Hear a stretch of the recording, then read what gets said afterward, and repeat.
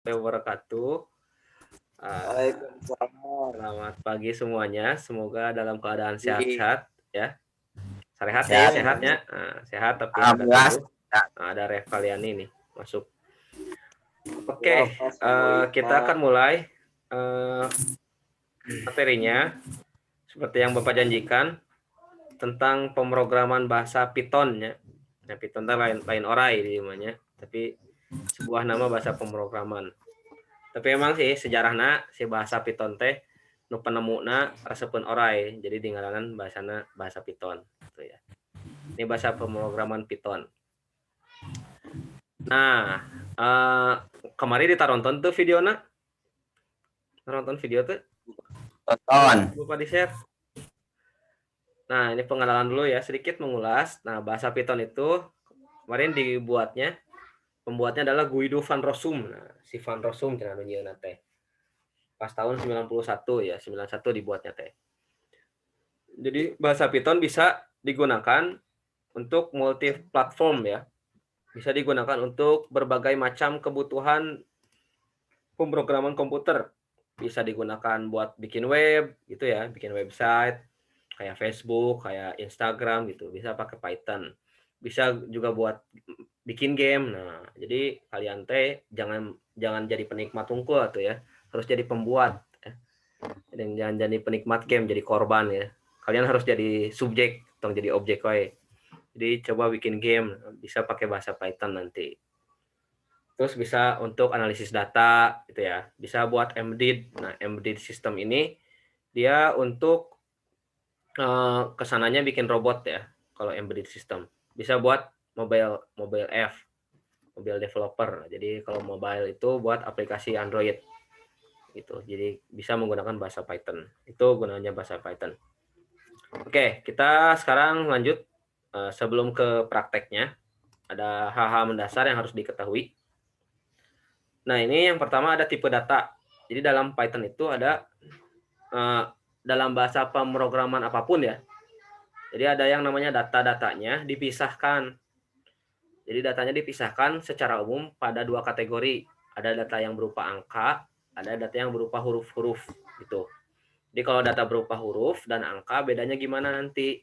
Kalau datanya di label atau dikatakan sebagai angka, nanti si datanya itu bisa dioperasikan di operasi matematika. Jadi kalau kita tentukan si ieu teh angka, engke komputer nate bisa ngitung gitu.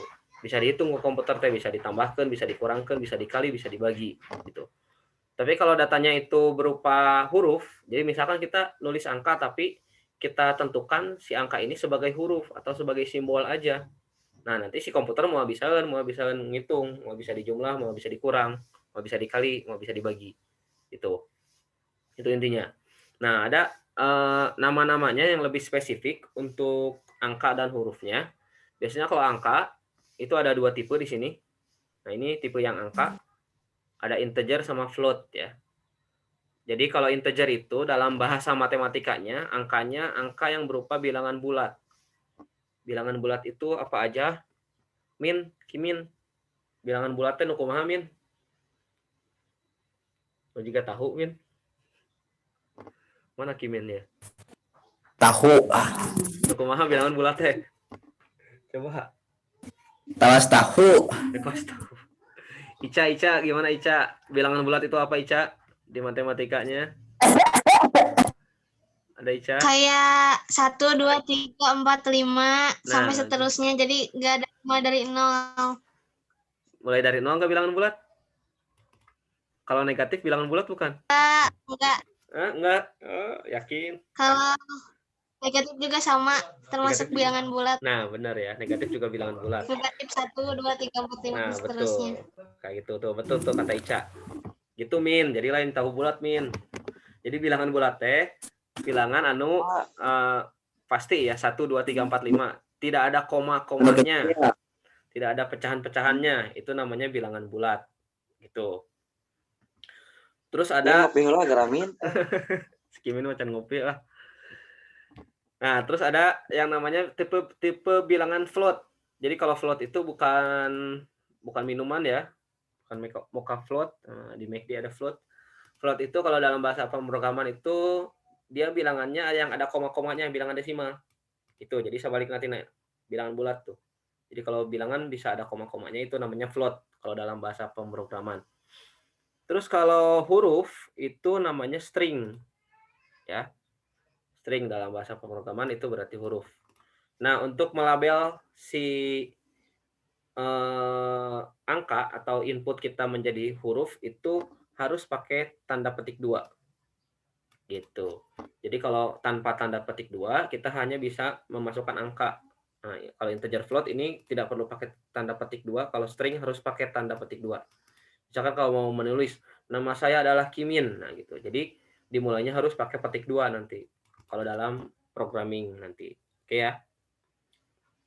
Nah, selanjutnya ada simbol-simbol matematika. Operasi matematikanya ada simbol tambah, kurang, sama ya. Penjumlahan pengurangan simbolnya sama, plus sama min. Terus simbol perkalian sama pembagian itu beda. Nah, kalau dalam matematika kali itu kayak X gitu ya. Kalau dalam bahasa pemrograman perkalian itu bintang ya, pakai bintang. Nah, bintang itu berarti dikali. Terus garis miring, miring ke kanan garisnya, berarti itu pembagian. Gitu ya. Terus ada juga perpangkatan nih.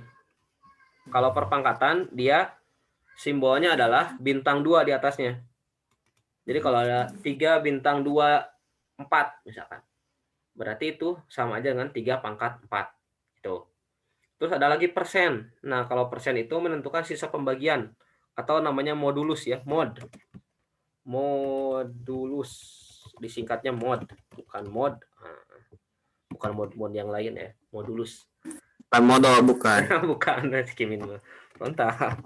Lain modal ya, mod. Modulus. Jadi ini untuk menentukan sisa pembagian. Contohnya gini.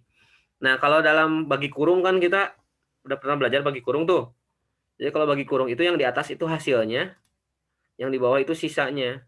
Nah, kalau si mod ini, simbol persen itu nanti hasilnya yang sisa. Misalkan kalau kita tulis 7 mod 3 atau 7% 3 ya. 7% 3 nanti hasilnya adalah 1. Kalau 20% 2, 20% 6 nilainya nanti 2 gitu. Nah, sekarang kalau 10% 5 nilainya berapa? Marsa belum ditanya nih. Kalau pakai sisa pembagian. 10% 5 nilainya berapa hasilnya? 2. Hah? Bukan. 10% 5 sisanya. Kalau 10 dibagi 5 sisanya berapa? Ada sisanya tuh. Coba siapa lagi nih? Aulia atau Ratna tadi udah open mic. Silakan yang bisa jawab. Kalau 10% 5 hasilnya berapa? Tebak-tebakan. Coba kalau pakai bagi kurung, 10 bagi 5 sisanya di bawahnya ada nilainya nggak? Berapa hasilnya? 0, Pak. 0. Nah, benar Agil. Jadi kalau kita nulis 10% 5 itu hasilnya adalah 0. Nah, gitu ya. Di persen itu bukan pembagian tapi sisa pembagiannya. Oke, itu. Itu ya. Jadi ada operasi baru nih, modulus. Nah, oke, sekarang ini simbol untuk membandingkan sesuatu.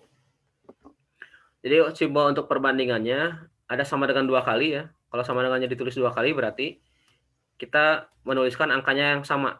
Misalkan X-nya mau sama dengan 90. Berarti kita tuliskannya ini untuk kondisi ya, kondisi perbandingan, dibanding-bandingkan. Misalkan kita punya nilai 76. 76 itu sama nggak sama 90 gitu. Berarti kita menuliskannya 76 sama dengan 90 gitu. Mau membandingkan ini sama nggak atau beda gitu. Gedean mana nih? Nah, gitu ya. Terus kalau tidak sama dengan berarti kita nuliskannya tanda seru sama dengan. Berarti dibacanya tidak sama dengan. Terus kalau lebih besar sama dengan, lebih kecil sama dengan, ini sama aja ya. Lebih kecil lebih besar kayak gini. Pakai simbol kayak gini. Ini berarti lebih besar, ini lebih kecil. Kalau ada sama dengannya, kalau di matematika itu ada garis di bawahnya ya. Kalau di matematika itu kan biasanya nulisnya lebih besar, gini ya. Kalau di matematika nulisnya lebih besar, terus ada garisnya di bawahnya. Nah, misalkan gitu ya. Ada garis gimana nih? Nah, garisnya kayak gitu. Tuh. Ya kalau di matematika begini, tapi kalau di komputer nulisnya begini.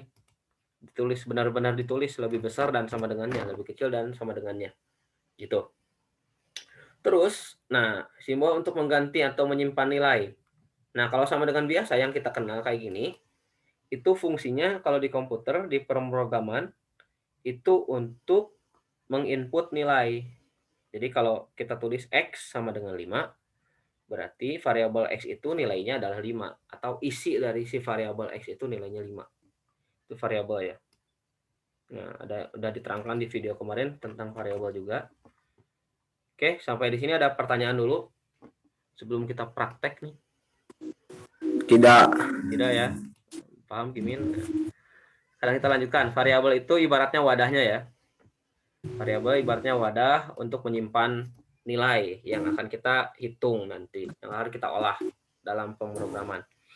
Terus aturan penulisan variabel, nah dalam pemrograman itu harus detail ya. Pemrograman itu kalau salah satu aja, salah titik, salah koma, itu bakal error programnya. Itu ya. Jadi ini untuk menuliskan variabel tidak boleh dimulai dengan angka, terus tidak boleh menggunakan spasi. Ini untuk teknik atau kaidah menulis variabel dalam pemrograman. Oke, kita sekarang let's go praktek ya.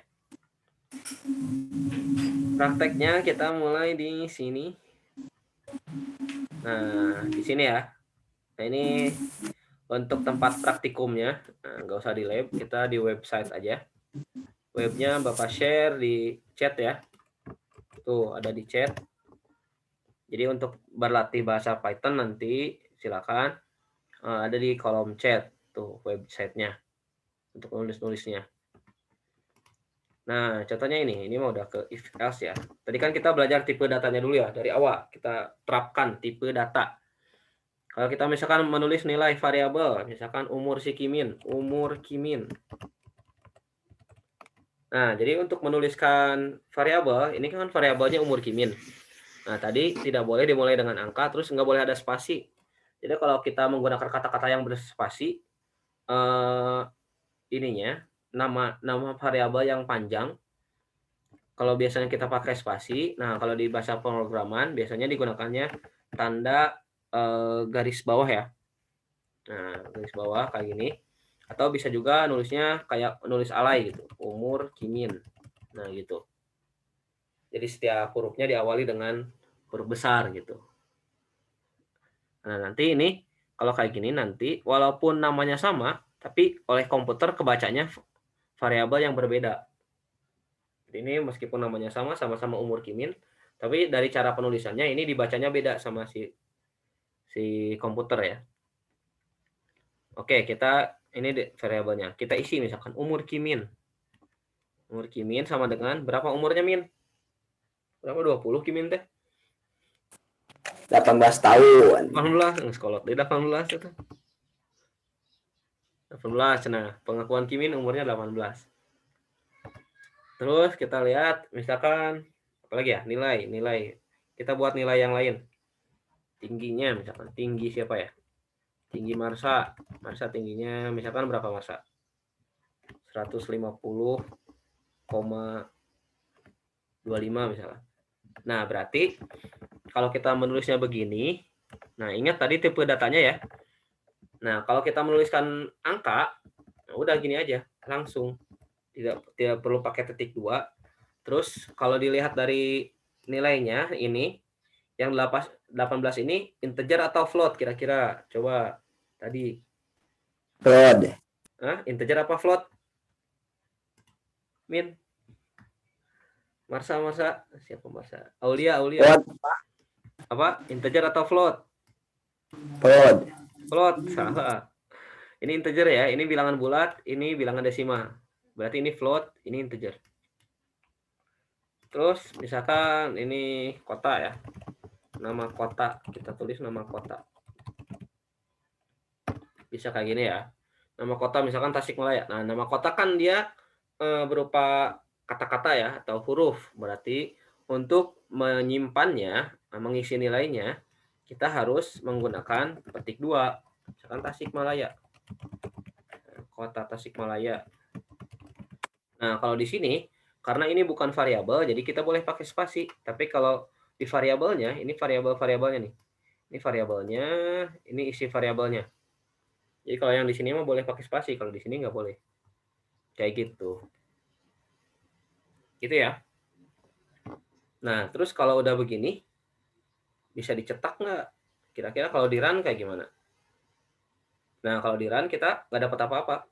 Karena ini kita baru input nilainya. Itu ya. Jadi kita baru menginput nilainya, belum di print. Nah, kalau kita mau mencetak hasilnya, mencetak hasil berarti ngeprint ya, sama. Print. Printnya gimana caranya? Kita print aja dulu. Print, tulis print, titik 2, kurung dalam kurung ya. Jadi print pakai kurung. Kita cetak misalkan umur si Kimin, umur Kimin. Nah, umur Kimin gitu. Jadi kita mau mencetak dari 3 ini yang kita cetak hanya umur Kimin. Berarti kita run. Tuh, tercetaknya adalah 18. Jadi yang ditampilkan nanti adalah nilainya. Kurang lebih begitu cara kerja si komputer dalam bahasa pemrograman Python ini. Oke ya. Misalkan kalau kita mau pakai operasi perkalian penjumlahan misalkan. Umur Kimin dikali 5. Kali 5 misalkan. Berarti kalau kali tadi pakai bintang ya. Nah, sekarang umur print lagi umur Kimin kali 5 gitu. Nah, kita lihat hasilnya seperti apa. Tuh. Yang ini hasil perkalian yang umur Kimin kali 5. Jadi dibacanya berurutan ya. Jadi ini tampil duluan, ini tampil yang kedua. Nah, kurang lebih kayak gitu. Silakan dicoba-coba lagi. Nah, sekarang kalau print yang nama kotanya. Print nama kota misalkan. Print nama kota. Biasa. Ini kita print variabelnya. Run. Nah, tuh muncul namanya Kota Tasikmalaya. Jadi yang dimunculkan adalah isi dari setiap variabel. Itu ya ketika di print. Kalau ngeprint sendiri bisa nggak tanpa ada variabel di atasnya? Boleh aja. Misalkan kita tambahin nih. SMA 9 berada di nama kotanya. Bisa nggak coba ngeprint begini? Kita cek. Nah, ada salah katanya. Nah, untuk menyambungkan antara kata-kata ini dengan si variabel kita tambahkan plus ya. Kita coba. Nah, gitu. Jadi bisa kayak gini. Jadi untuk menyambungkan tadi kan kalau kita tulis doang nama kotanya karena dia berasal dari variabel. Kalau ini kita tulis sendiri itu berarti kita harus menambahkan tanda tambah di sini. Plus. Jadi disambungkan gitu. Disambungkan antara huruf yang ada di sini sebagai print out yang biasa dengan huruf yang ada di variabel. Gitu. Begitupun kalau kita mau menampilkan beberapa variabel misalkan. Berarti kita harus pakai tanda plus gitu. Nah, jadinya kayak gini. Itu untuk dasar pemrograman tadi terkait dengan itu ya tipe datanya. Jadi kita mengenal hanya tiga tipe data aja. Nah, sekarang kalau kita lihat mode, kita coba perintah mode tadi modulus. 18 yang bersisa itu kalau dibagi berapa? Bagi 5 coba. Misalkan kita print umur Kimin. Nah, dimodkan dengan 5. Ada yang bisa menebak hasilnya berapa? Rian, ada Rian di situ. Atau Ratna, ada Ratna? Jawab betul Ratna. Oh, Ratna mau Rian. Ratna, halo Ratna. Assalamualaikum. Ada nggak Ratna? Ratna. Oke, Ratna, kira-kira tebakannya berapa nih? Kalau umur Kimin di persen dengan 5 hasilnya berapa? Tadi di mode itu sisanya kan? Berapa kira-kira? Berapa? 18 dibagi 5, sisanya berapa? Atau logikanya gini, perkalian 5 yang mendekati 18 berapa? Terus kekurangannya berapa? Itu artinya sisa. Berapa yuk? Agil biasanya Agil mau jago ya. 3,6. Hah? 18? genep, Pak. Genep koma?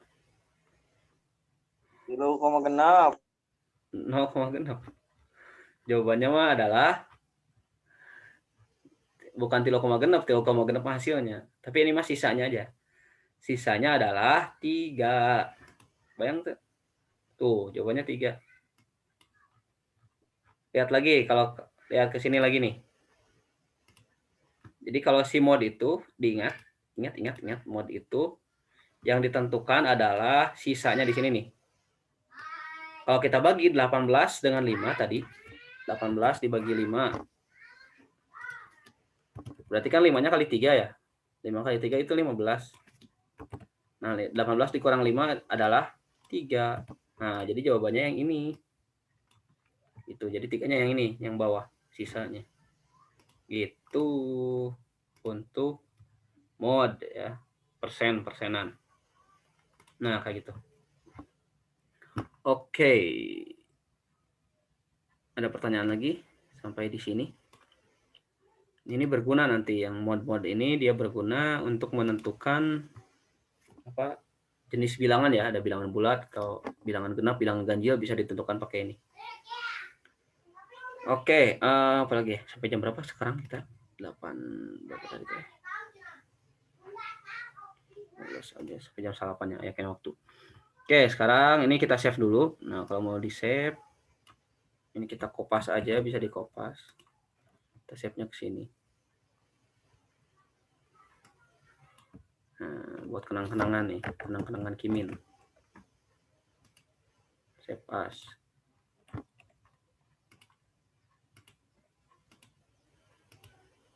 Tipe data. .py.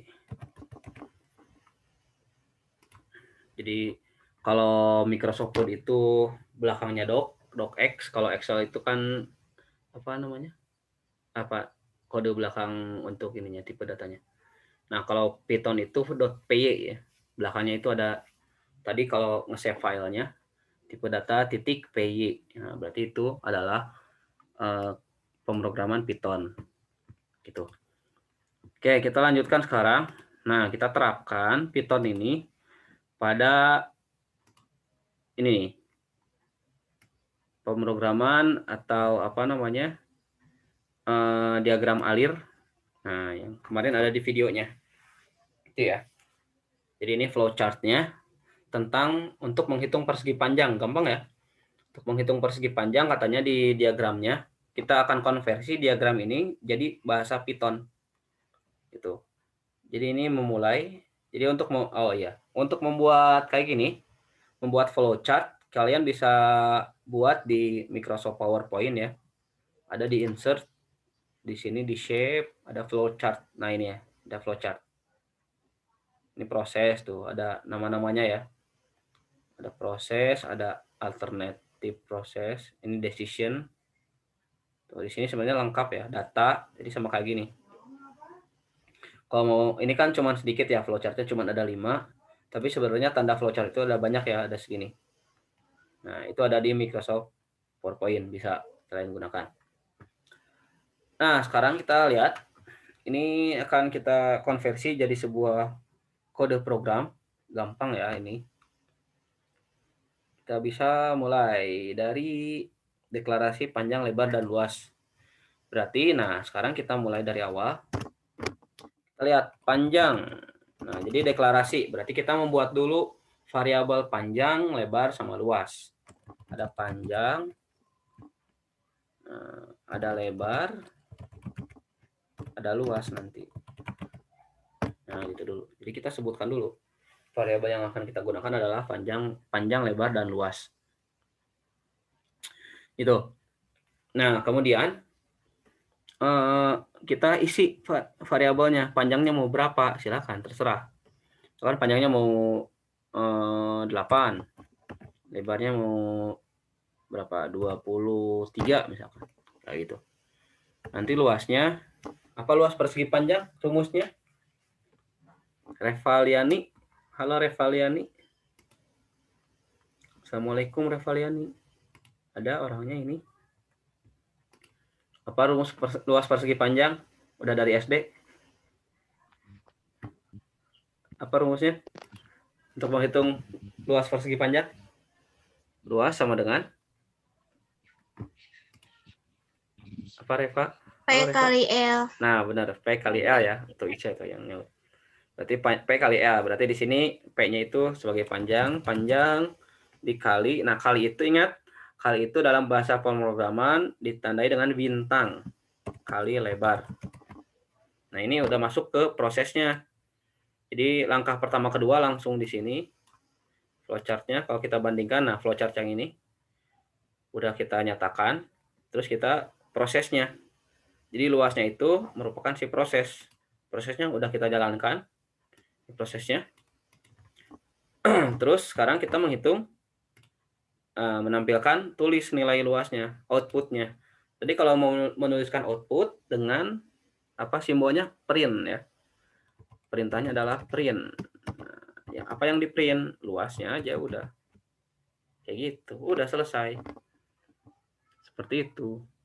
Pendek kan tuh sebenarnya. Jadi di flowchartnya panjang-panjang, kalau di sininya pendek aja. Coba kita run, ada error nggak? Nah, udah tuh. Keluar hasilnya. Luasnya adalah 184.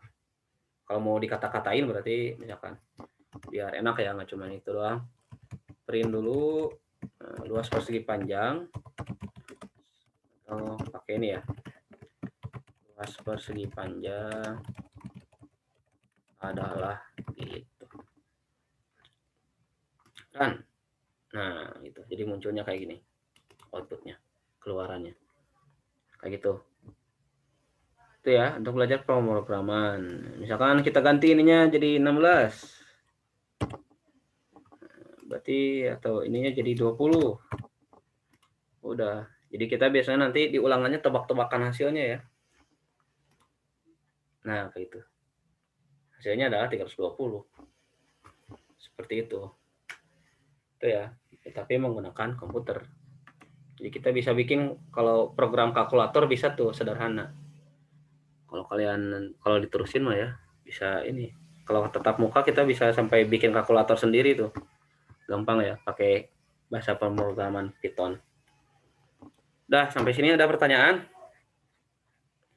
tentang pemrograman? Gil, ada pertanyaan Gil? Mual. Nah, jadi gini ya, gampang tuh. Ini luas persegi panjang udah di-save sama Bapak. Sekarang apalagi nih? Ada tambahan lagi sedikit. Ini kan baru hitung-hitungan ya, tambah sama ya. Kalau mau dikurangin ya tinggal ganti ininya, ditambah, dikurang, dibagi.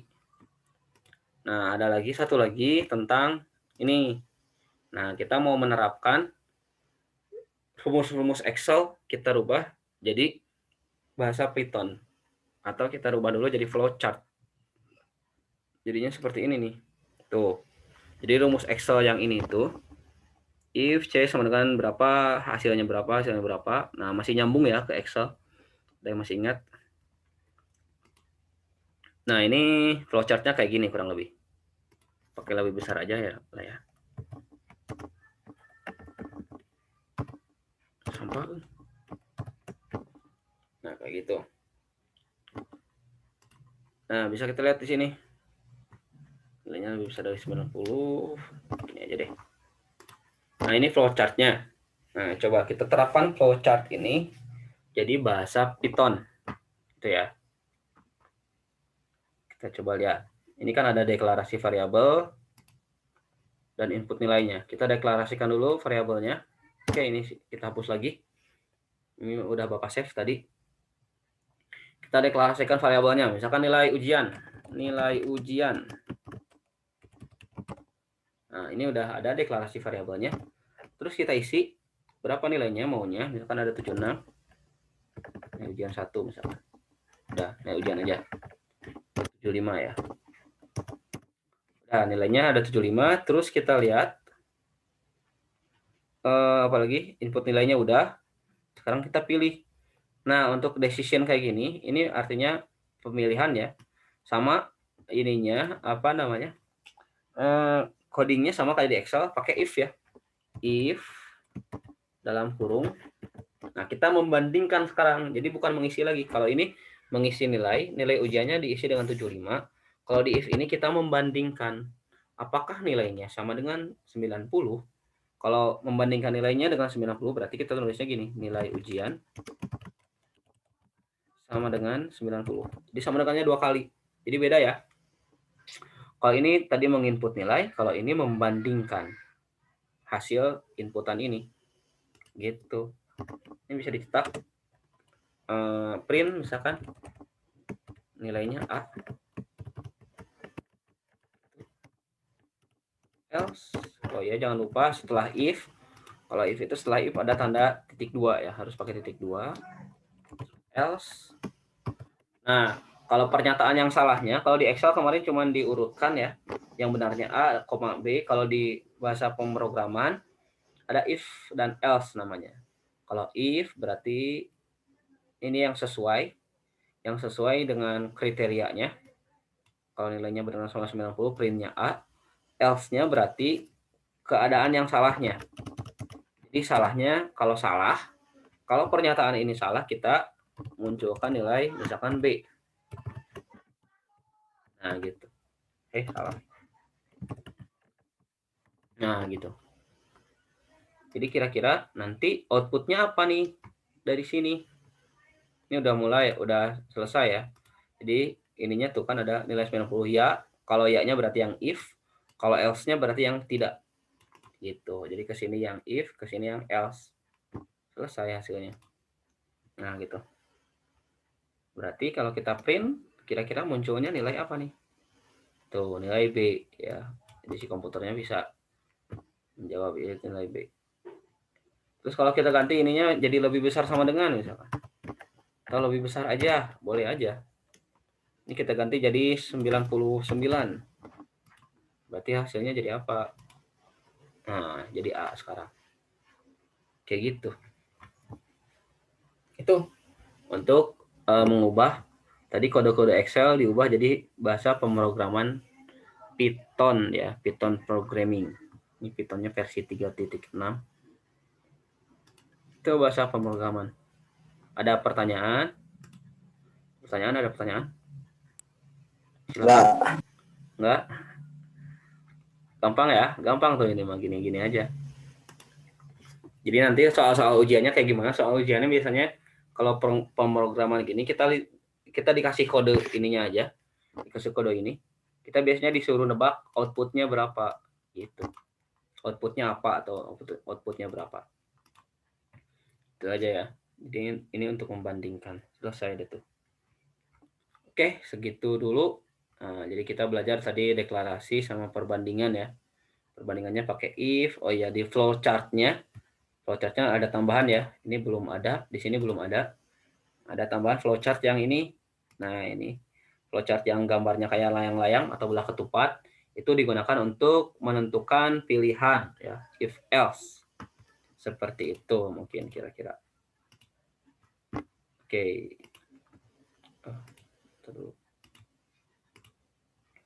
Itu saja dari Bapak. Kalau tidak ada pertanyaan enggak? Nanti insya Allah videonya kalau yang belum join Zoom akan Bapak share di YouTube dan materinya akan Bapak simpan juga di Google Classroom ya. Nah, belum ada tugas untuk hari ini, nggak tahu kalau besok ya. Segitu dulu dari Bapak. Sekian. Terima kasih sudah bergabung. Kita tutup dengan membaca Alhamdulillahirabbil alamin. Tapi sebelum pada bubar, sebelum beranjak, kita foto-foto dulu.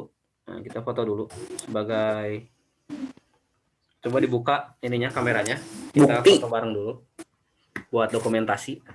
Sebagai bukti. Sebagai bukti kalian telah hadir. Sok dibuka kameranya yang lain. Nah, kita foto-foto dulu sebagai bukti pembelajaran kita. Kelak. Sok ada yang belum Ratna, Marsa. Ratna udah. Makan bos. Aulia, Marsa, mana Marsa ini? Marsa, mana Marsa? Ya. Mana Ratna? Marsa, Ratna. Lo Ratna. Mana Ratna teh? Nah, oke. Siap-siap ya. Itu.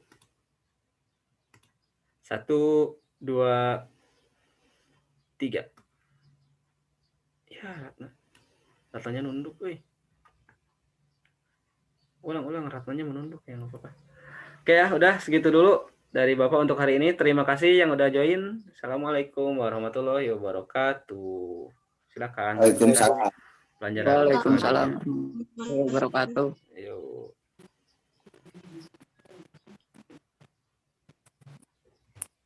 Rian. Oh, Rian tadi kemana sih Rian? Oke, sok silakan. Pak keluar, Pak. Hah? Pati payun. Sok, mangga. Lip. Silakan.